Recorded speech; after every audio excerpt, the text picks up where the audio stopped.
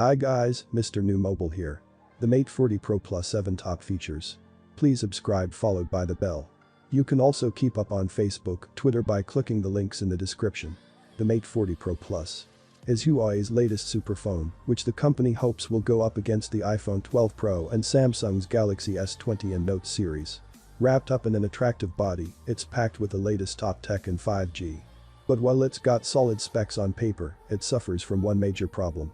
Due to the ongoing restrictions imposed by the US government, Huawei's phones can't use any Google services, including Gmail, Maps, and Chrome, and, most importantly of all, the Google Play Store. While Huawei has its own app store, which I'll come to later, it's nowhere close to rivaling Google's, and it makes this phone difficult to recommend over any of its rivals. I adore the pearlescent finish on the back of the phone. Look at it from one angle, and it shows soft orange and light blue tones. Tilted in the light, and those colors shimmer and blend into deeper blue and purple hues. Move it around more, and it simultaneously gives the phone a beautiful and classy aesthetic. The frosted glass feels extremely premium too, as does the metal edging and the overall solid build. There's no question that it feels like a top-end device when I'm holding it in my hand. The 6.76-inch display is bright, pin-sharp with narrow bezels that stretch right to the edge. It curves attractively to meet the metal frame. Images look vibrant, small text is crystal clear, and it's easy to read outdoors in sunlight.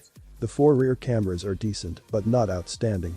The main camera balances exposure well and delivers accurate vibrant colors.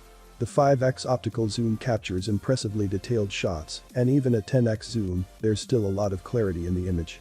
The super wide camera is less impressive, producing shots often with more subdued contrast and sometimes a noticeable shift in white balance, likely due to an overenthusiastic HDR mode lifting the shadows. Video has been a big focus for the Mate 40 Pro, but there's room for improvement.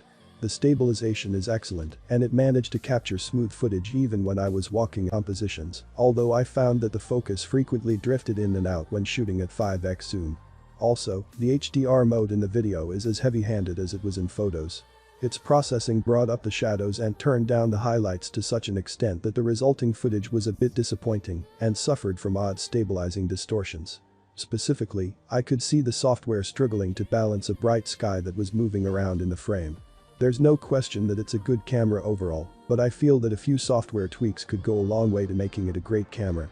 Inside the phone is Huawei's Kirin 9000 processor, which provides super-fast 5G connectivity and 8GB of RAM. Navigating around the phone's interface is swift, and I didn't notice any lag while playing the demanding racing game Asphalt 9 Legends. The game also showed consistently high frame rates. However, on paper at least, its score of 7,827 on the 3D Mark Slingshot. While I haven't run the usual battery rundown tests on the phone, based on our anecdotal experiences so far, the phone today. It supports fast charging too, so giving it a quick boost before heading out isn't a problem.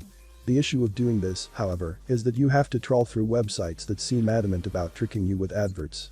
Many I've visited use the trick of a big download now button that's actually an ad, and buried the actual, much smaller install app button further down.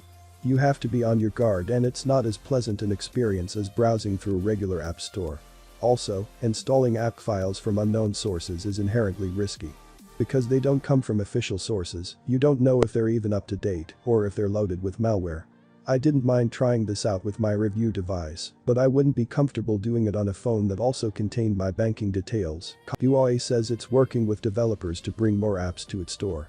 For instance, it launched a system whereby if a certain app isn't available, you can log your interest and, assuming enough people do the same, Huawei will prioritize that app and bring it to the store.